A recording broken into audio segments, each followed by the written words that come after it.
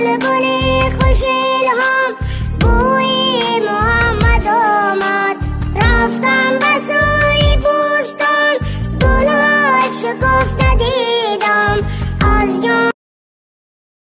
Likey